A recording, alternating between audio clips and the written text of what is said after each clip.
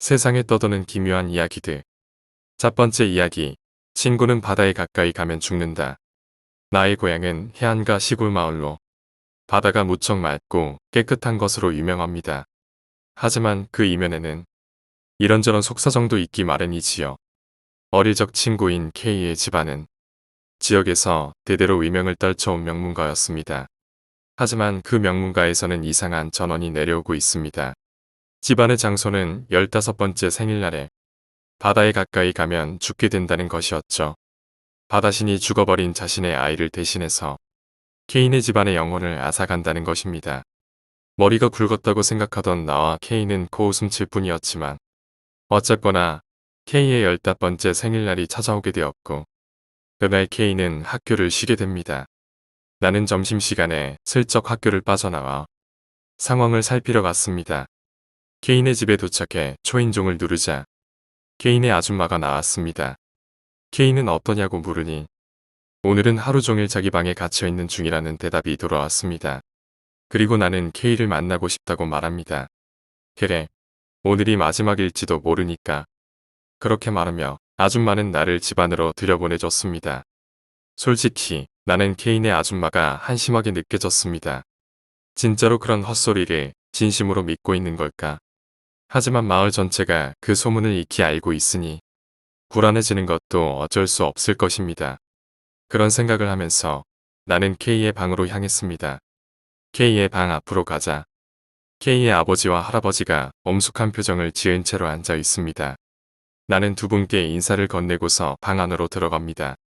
문을 열자 한 손에는 콜라캔을 들고 다른 한 손에는 치킨을 쥐고 있는 K가 있습니다. 주변 사람들이 저렇게 걱정을 하는데 정작 본인은 태평하기 짝이 없는 모습을 보니 어쩐지 나도 마음이 놓였습니다. K는 나를 눈치채고 평소처럼 인사를 건네었고 쓰잘데기 없는 이야기를 나누던 도중 갑자기 K가 물었습니다.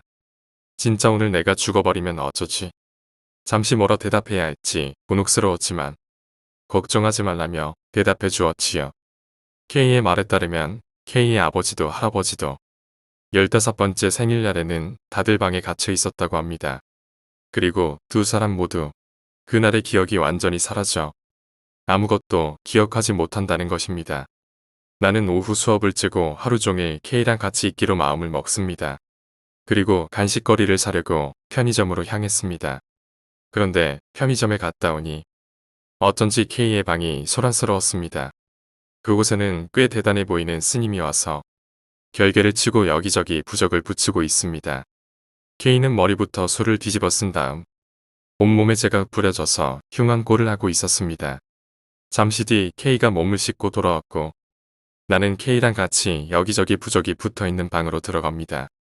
딱히 할 짓도 없었기에 우리는 영화나 틀어놓고 멍하니 보고 있었고 방 주변에는 마을 아저씨들이 순서를 정하고 보초를 서고 있었지요. 별일 없이 시간이 흘러 밤이 깊어 11시 무렵이 되었습니다.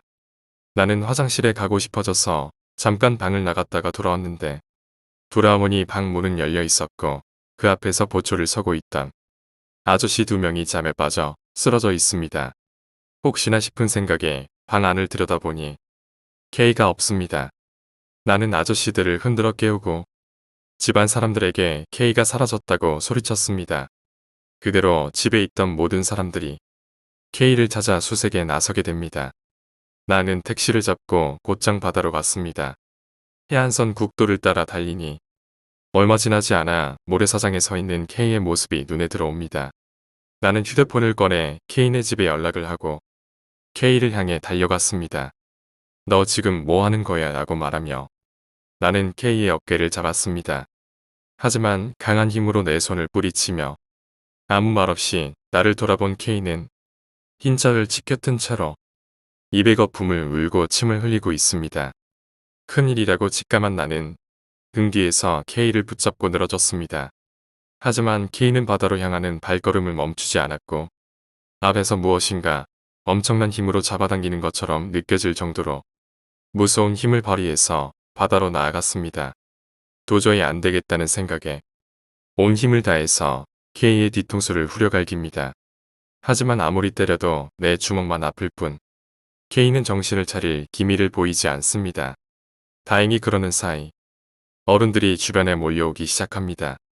어른들까지 합세해서 10명은 되는 사람들이 K에게 달라붙어 끌어당겼습니다. 하지만 어찌된 일인지 K는 엄청난 괴력으로 바다로 향하고 있습니다. 바닷속으로 걸어들어가 가슴팍이 젖을 정도가 될 무렵에 아까 낮에 봤던 스님이 뛰어오더니 큰 소리로 경을 읊기 시작합니다. 그러자 K는 의식을 잃으면서 다리에 힘이 풀리더니 그대로 바닷속에 빠져버립니다.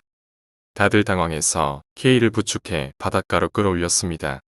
스님은 K의 이마에 부적을 붙이고 경을 읊기 시작했고 독경은 해가 떠오를 때까지 그대로 계속 이어졌습니다.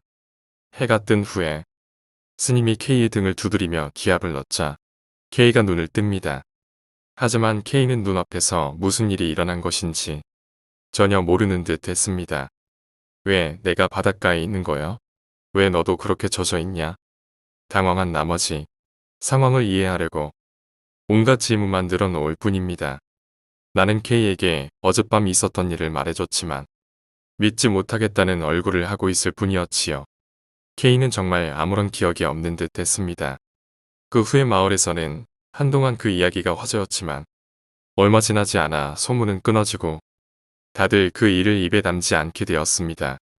K는 지금 소를 기르며 건강히 잘 살고 있고 내년에는 결혼할 예정이라고 합니다. 이 사건은 지역 신문에까지 나올 정도로 꽤 유명했던 터라 K에게 경을 읊어줬던 스님은 꽤 유명세를 타게 되어 돈을 잔뜩 벌었다는 소문을 전해 듣기도 했습니다. 두 번째 이야기, 모텔 옆방의 이상한 소리. 제가 사는 곳은 분당이지만 부산에 친한 친구가 있어 여름 휴가 때도 혼자서 부산에 놀러 갔습니다. 친구와 밤새 게임도 하고 부산의 여기저기를 돌아다니면서 재밌게 지냈죠. 떠나기 전날 밤 연산역에 위치한 모텔에 방을 잡고 친구와 저녁을 먹은 후에 친구는 집으로 보내고 맥주 한 병을 사들고 모텔 방으로 갔습니다. 제 방은 4층에서 제1구석진 13호였지요. 친구랑 저녁 먹으면서 귀신 얘기를 잔뜩 해서 그런지 약간 오싹했습니다. 그래서 가지고 왔던 노트북으로 일부러 음악을 크게 틀고 TV로 영화도 보면서 나름대로 무서움을 이겨내고 있었습니다. 새벽 2시 반쯤 되었을까요? TV를 틀어도 재미있는 건 없었고 전날 밤에 밤을 샜기 때문인지 피곤함이 몰려오기 시작했습니다. 슬슬 자볼까 해서 노래만 켜놓고 방을 정리하고 침대에 누웠습니다. 그때였습니다. 자려고 하는데 갑자기 제 뒷방에서 쿵 하는 소리가 들리더군요.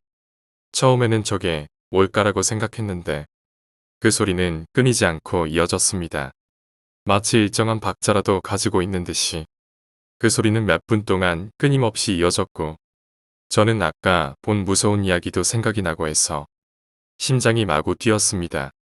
너무 피곤해서 저런 소리가 들리나 싶은 생각도 드는데 옆방에서 신음과 비슷한 비명소리 같은 게 조금씩 들리더군요. 그래서 너무 열심히 사랑을 나누다 보니 저런 소리가 들리나 보다, 그런가 보다 하며 잠들었습니다. 다음날 늦지막이 일어나 방을 정리하고 체크아웃을 하는데 순간 궁금함이 생겼습니다. 그래서 로비를 지키고 있던 아주머니에게 어제 413호 옆방에 어떤 사람들이 있었냐고 물어봤죠. 그리고 아주머니는 대답해 주십니다. 413호는 양 옆으로 사람이 없었는데요. 세 번째 이야기, 민박집에서 죽음을 맞이했던 여자. 친구들과 1박 2일로 해수욕장에 갔습니다. 바다에서 신나게 놀다가 숙소에서 게임도 하다 보니 어느새 밤이 깊었습니다. 모두들 체력이 소진된 터라서 평소보다 일찍 잠이 들었지요. 제가 가운데서 자고 있는데 오른쪽에 누워있던 친구가 무척이나 잠꼬대가 심했습니다. 차라리 코라도 골면 나을 텐데 자꾸 옆에서 발로 차고 배 위에 발을 올리는 것이었습니다. 잠이 들려고 한순간이어서 짜증이 났습니다. 친구에게 화를 내려고 눈을 뜨고 옆을 봤는데 친구는 이불을 덮은 채로 조용히 자고 있습니다. 너무나 포근하게 자고 있었기에 마음 약한 저는 깨우지도 못하고 그냥 다시 눈을 감았습니다. 자기도 모르게 그럴 수도 있었다고 생각했죠.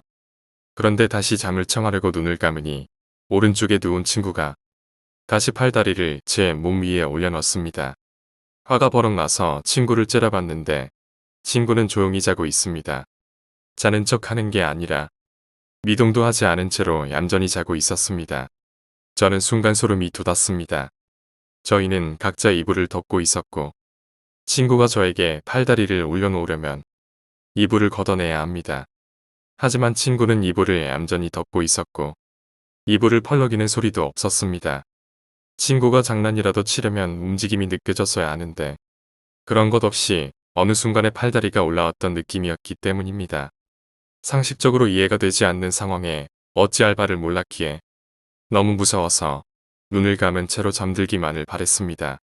꿈이라고 생각했지만 제 몸에는 여전히 팔다리의 무게가 느껴집니다. 온몸에 소름이 돋고 너무 무서워서 차마 눈을 뜰 수 없었지만 혹시 친구가 장난치는 것일 수도 있기에 눈을 떠보았습니다. 하지만 친구는 여전히 그대로 있었지요. 그런데 친구와 저 사이에 흐릿한 형체의 여자가 누워 있습니다. 그 여자의 팔과 다리가 저에게 오르고 있었고 여자는 저를 보면서 살며시 웃고 있습니다. 그것이 저의 그날 밤 마지막 기억입니다. 저는 그대로 기절했기 때문이죠. 눈을 떠보니 벌써 해가 중천에 뜬 점심 무렵이었습니다. 친구들은 잠을 왜 이렇게 오래 자냐고 했지만 저는 잠이 아니라 기절을 했던 것이었지요. 눈을 뜨자마자 친구들에게 이야기했지만 거짓말이라고 믿지 않았고 특히 오른쪽에 누웠던 친구는 그런 일은 없었다고 말합니다. 민박집 주인 아주머니에게도 이야기했지만 아주머니도 믿으려고 하지 않았습니다. 어찌 보면 당연한 일입니다. 상식적으로 있을 리 없는 일이고 괜히 이상한 소문이라도 돌면 큰일이니까요. 그런데 점심을 먹다가 음식점에서 흥미로운 이야기를 들었습니다. 과거에 민박집 근처에서 사고가 있었다는 것이지요. 사실인지는 모르겠지만 소문을 좋아하는 음식점 아주머니께서 저희가 하는 이야기를 듣더니 해준 이야기입니다. 민박집 근처에 신혼부부가 살고 있었습니다. 남편은 다른 지방에서 일을 해서 돈을 보내주고 부인은 갓난아이와 함께 살고 있었죠. 그런데 어느 날인가 아침에 일어나 보니 아이가 무언가에 의한 압사로 죽어 있더랍니다. 부인이 갓난아이를 옆에 눕혀놓고 잠을 잤는데 실수로 다리를 올려서 숨을 제대로 쉬지 못한 것입니다. 남편은 부인을 엄청나게 추궁했고 부인은 아이를 잃은 슬픔과 자책감에 결국 스스로 목숨을 끊었다라는 그런 이야기였습니다. 어디까지 사실인지는 모르겠습니다. 사실이라도 제가 겪은 일과 연관성이 있는지는 모르겠습니다. 하지만 제가 그날 밤에 봤던 여자는 웃고 있었습니다. 그 웃음이 왠지 무섭게 생각됩니다.